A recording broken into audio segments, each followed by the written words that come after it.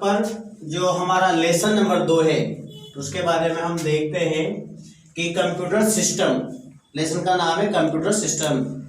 Computer system में हमें 4 topic है ना, उसके बारे में देखने, मतलब इसमें 4 अपने बिंदु रहेंगे। इनपुट, दूसरा है आउटपुट, तीसरा है सीपीयू और चौथा है हमारा मेमोरी। भाई इनपुट डालने का काम करेंगे हम, जिससे हम आदेश देंगे, आउटपुट जिससे हमें परिणाम दिखाई देगा कंप्यूटर का, और तीसरा है सीपीयू जो इनपुट और आउटपुट दोनों उपकरणों को जोड़ेगा, और चौथा है हमारा मेमोरी जो हम जितना भी काम करेंगे कंप्यूटर पर तो उसको सेव करने का काम करेगा। ये कंप्यूटर पढ़ा था अपने फर्स्ट लेसन में। अब सेकंड लेसन में अपन सबसे पहले बात करते हैं कीबोर्ड वाले की। इनपुट में कीबोर्ड फर्स्ट वाला, कीबोर्ड का जो मैं फोटो बता देता हूँ पहले, वैसे आप सब जानते हो कीबोर्ड को, ये आपका कीबोर्ड है, ठीक है। कीबोर्ड इनपुट का उपकरण है, इसको आप जानते हो। उसके बाद माउस है, माउस इनपुट का उपकरण है, ठीक है, फर्स्ट वाला। इसके बाद आया हमारा टच पैड। अब ये टच पैड क्या होता है कि आपने जो लैपटॉप है वो देखा होगा, लैपटॉप में इनपुट का जो टच पैड होता है उसको उंगली से इधर उधर हिलाना पड़ता है, वो टच पैड होता है। किसमें होता है? आपके लैपटॉप में। उसमें अलग से माउस लगाना होता है, जो इच्छानुसार लगा सकते हैं, नहीं तो उसमें लगा होता है जो टच पैड का काम करता है, इनपुट माउस का काम करता है। इसके बाद हमारे पास आया जॉयस्टिक। जॉयस्टिक बच्चों के खेलने का जो मशीन होती है बच्चों के खेलने की, उसको बोलते हैं। उसका फोटो बता देता हूं आपको। इसमें क्या है, 2 हैंडल होते हैं जो खेलने का काम करते हैं। देखो, ये देखा होगा आपने, ये वाली मशीन जिसमें बटन होते हैं, उसको दबाने पर ये इनपुट का उपयोग करेंगे और मशीन को इधर उधर हिलाते रहते हैं। इससे इनका जो गेम का हीरो है इधर उधर भागता है और अपना अपनी प्रक्रिया करता है। तो ये इनपुट का, ये खेलने का काम आता है। देखो, जॉयस्टिक किसके लिए उपयोग किया जाता है, ये वाला क्वेश्चन आता है, तो आप क्या बताओगे? वे खेलने के काम लेते हैं इसको, और ये बच्चे खेलते हैं इनसे, ठीक है। जॉयस्टिक खेलने का है। इसके बाद स्कैनर का। स्कैनर में क्या होता है कि जो भी दस्तावेज हम स्कैन मशीन के माध्यम से कंप्यूटर पे डालते हैं, जैसे मान लो आप कोई फॉर्म भराने गए तो आपके फोटो और सिग्नेचर स्कैन करके कंप्यूटर में डालेंगे वो, तो उसमें क्या है कि वो कंप्यूटर के अंदर कब जाएंगे? जब स्कैन होंगे। जैसे आपको जैसे लाइट चली जाती है तो फोटो खींच के उसमें डाल देते हैं फॉर्म में, तो भी एक स्कैन का उपकरण हो जाएगा। तो स्कैनर का मैं आपको फोटो बता देता हूँ। अभी क्या है, कुछ उपकरण ऐसे आते हैं जो स्कैन उनके साथ ही रहते हैं।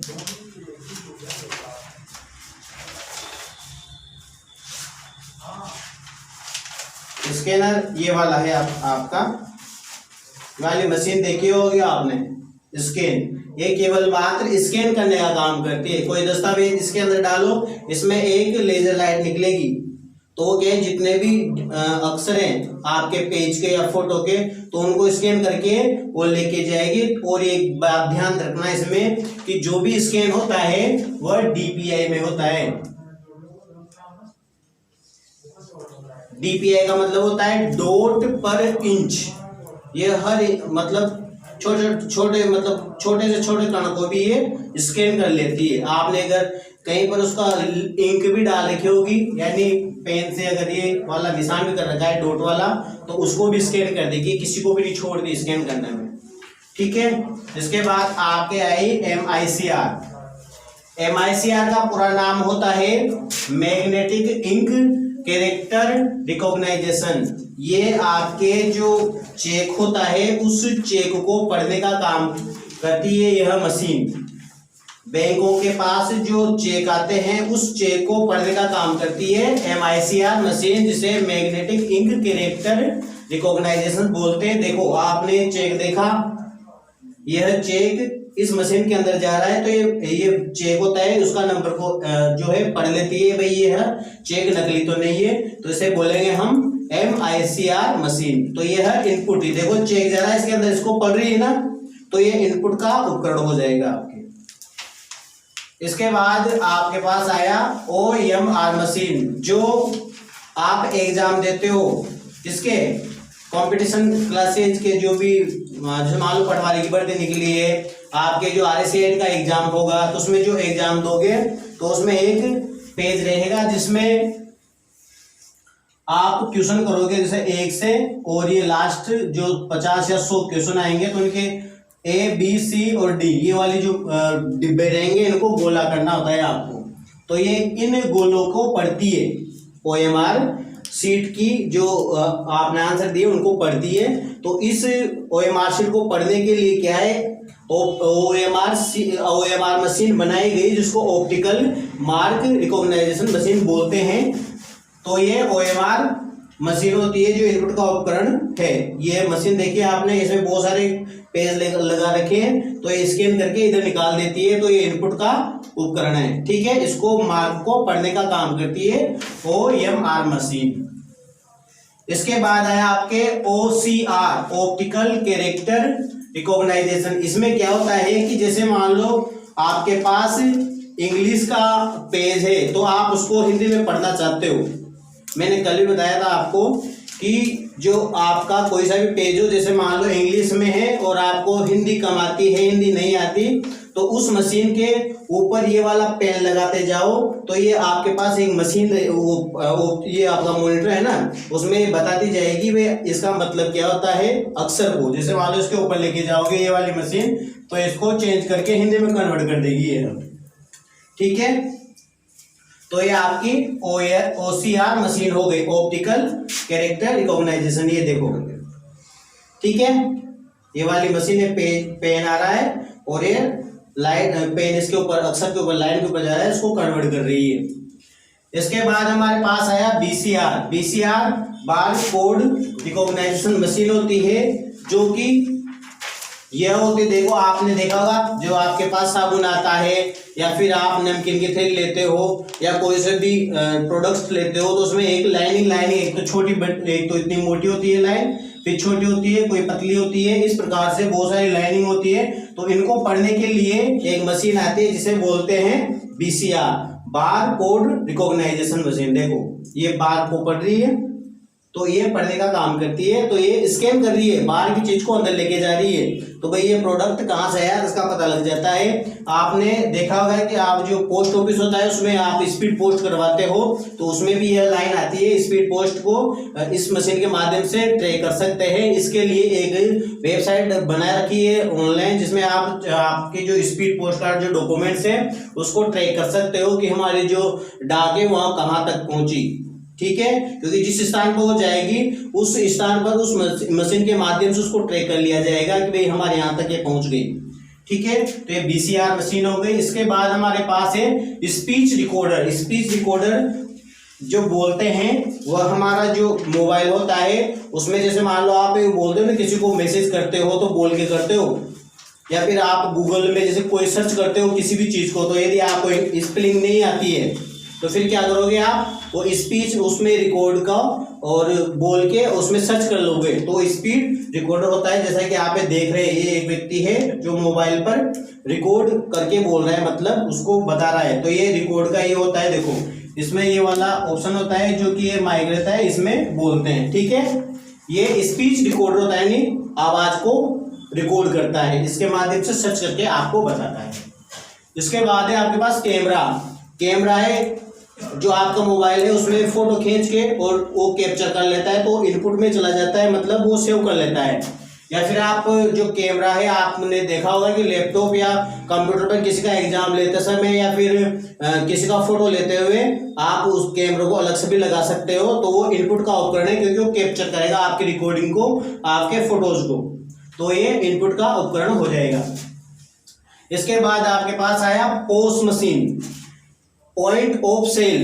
आपने यह देखी होगी कि जो आपका ATM, जैसे पेट्रोल पंप पे आप जाते हो तो पेट्रोल पंप वाला क्या करता है, पेट्रोल भराते ही आपका जो पैसा कटवाना चाहते हो, कैश नहीं है तो आप ऑनलाइन कटवाना चाहते हो, तो ATM से काटने के लिए क्या करेगा, वो आपका ATM लेगा और ATM को उस मशीन में स्वाइप करेगा, जैसा कि आप देख रहे हैं इस वाले कार्ड में। या फिर बिग बाजार या सिटी मॉल में जाओगे तो वहां प्रोडक्ट लोगे तो फिर क्या है, वहां का जो पेमेंट है क्रेडिट कार्ड या डेबिट कार्ड से उसको स्कैन करने पर उसका जो अमाउंट है वो उसमें कट जाएगा आपका पासवर्ड डालने के बाद। तो ये पॉइंट ऑफ सेल मशीन हो गई। ठीक है, इसके बाद आपके पास आया पीडीएस। ये क्वेश्चन आया हुआ है पब्लिक, पीडीएस का फुल फॉर्म होता है पब्लिक डिस्ट्रीब्यूशन सिस्टम। यह होती है कि जो गवर्नमेंट सरकार, राजस्थान सरकार है, उसके माध्यम से गरीब जो व्यक्ति है उनको जो गेहूं और चना वगैरह जो बांटते हैं उचित मूल्य की दुकान वाले, तो क्या है इस मशीन का उपयोग करते हैं पब्लिक डिस्ट्रीब्यूशन सिस्टम, यानी जो सार्वजनिक वितरण प्रणाली है उसके माध्यम से इस मशीन का उपयोग करते हैं। इसमें फिंगर लगता है व्यक्ति का और आधार नंबर डालने के बाद यह जो सामग्री, खाद्यान्न सामग्री है, खाने की वस्तुएं, वो उनको दे दी जाती है वेरीफाई होने के पश्चात। क्यूआर स्कैनर, आपने देखा होगा कि आपका जो इनका क्या नाम है, इस फोन पे का, पेटीएम का, गूगल पे का एक क्यूआर कोड होता है जो कि इस प्रकार का होता है। देखिए, ये क्यूआर कोड होता है जिसमें छोटे छोटे अलग अलग प्रकार के हर इसमें 4 इसमें होते हैं बिंदु, इसके बीच बीच में अलग अलग डॉट डॉट लगे होते हैं। इसको स्कैन करने के बाद आपका जो है उसमें पेमेंट उसको एक्सेप्ट कर लेता है, भाई हाँ यही इस पेट्रोल पंप का या फिर यह व्हाट्सएप है, ये फोन पे है, तो उसको पेमेंट ट्रांसफर करने के लिए ये क्यूआर कोड होता है जिसमें नंबर डालने की आवश्यकता नहीं होती और डायरेक्ट इसको स्कैन कर लेता है। तो यह क्यूआर कोड स्कैनर होता है, कैमरा होता है ना उसमें स्कैनर, उसको स्कैन कर लेता है, तो वह क्यूआर स्कैनर ये भी इनपुट का उपकरण है। ट्रैक बॉल है, जो ट्रैक बॉल क्या है कि कुछ फोटोज या फिर ग्राफिक जो होते हैं फोटो, तो इनको घुमाने का काम करता है। तो उसका मैं फोटो बता देता हूँ, उसमें माउस के आकार का है ना, वही एक ट्रैक बॉल होता है। जैसा कि आप ये देखो, इसमें एक माउस की तरह ये वाला वो आ रहा है, आपके चित्र दिखाई दे रहा है, इसमें एक ये गोल गोल मोटा सा दिखाई दे रहा है। तो इसमें क्या है कि इसके ऊपर उंगली घुमाने पर वो फोटो इधर उधर घूम जाता है। जैसे आपने फोटो कोई सा भी लिया, स्कैन किया, तो उस स्कैन किए फोटो को इधर उधर घुमाना है स्कैन होने के बाद, तो आप उस ट्रैक बॉल से घुमा सकते हो। ठीक है, तो ट्रैक बॉल है। इसके बाद ये यहाँ पर आपका इनपुट का हो जाता है खत्म। इसके बाद एक और आपका घट गया, कौन सा, माइक। माइक में क्या होता है कि जैसे आप कहीं पर स्पीच दे रहे हो, बोल रहे हो, तो जो आपका माइक है वो इनपुट का उपकरण हो जाएगा। कौन सा, जैसे आप भाषण देते हैं ना बहुत सारे व्यक्ति, तो क्या भाषण के लिए क्या है, उसका माइक का उपयोग करते हैं। तो ये आपके इनपुट के उपकरण हो गए। अब हम आउटपुट के उपकरण देखेंगे। आउटपुट उपकरण में सबसे पहले आप ले लीजिए,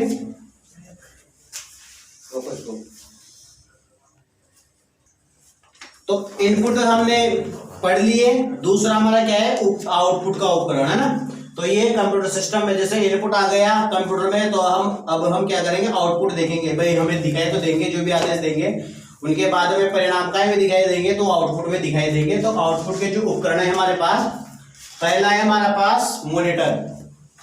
मॉनिटर ये देखिए, मॉनिटर 2 प्रकार के होते हैं, एलसीडी, ठीक है, और एक होती है सीआरटी। मॉनिटर 2 प्रकार के होते हैं।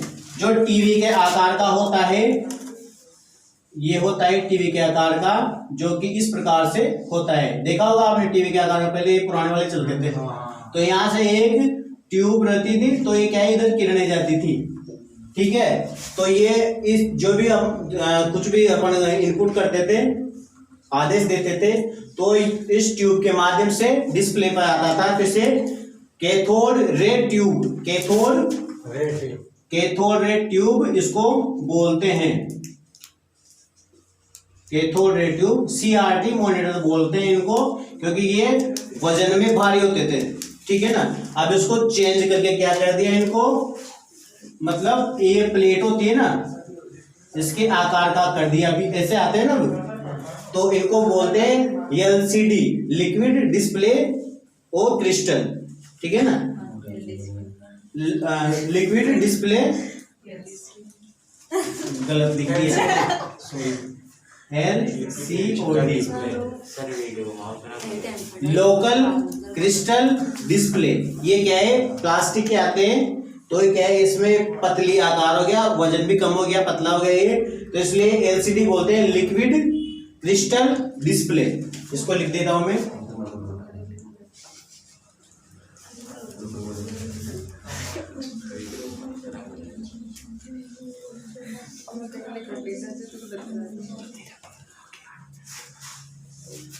लिक्विड क्रिस्टल डिस्प्ले LCD, ये दो प्रकार के मॉनिटर होते हैं जो कि आउटपुट के होते हैं, ठीक है। लिक्विड क्रिस्टल डिस्प्ले, पहले गलत लिख दिया था, अब सही लिख लेना इसको। CRT कैथोड रे ट्यूब, ये क्वेश्चन पूछते हैं कि CRT का पूरा नाम क्या है, तो कैथोड रे ट्यूब। ये नहीं पूछेंगे भाई वजन में कौन सा भारी, ऐसे नहीं पूछेंगे, ये पूछेंगे नाम पूछेंगे। इसके बाद LCD जो पतला होता है, जो एक स्टैंड पे खड़ा हो जाता है, तो वो LCD होता है, जिसमें टीवी भी चल जाती है। आजकल LCD कोई अपने यूज करने लगे घर पे, ठीक है ना। तो ये लिक्विड क्रिस्टल डिस्प्ले होता है इसका पूरा नाम, तो ये पतला होता है, जो कि ये वाला उदाहरण इसका।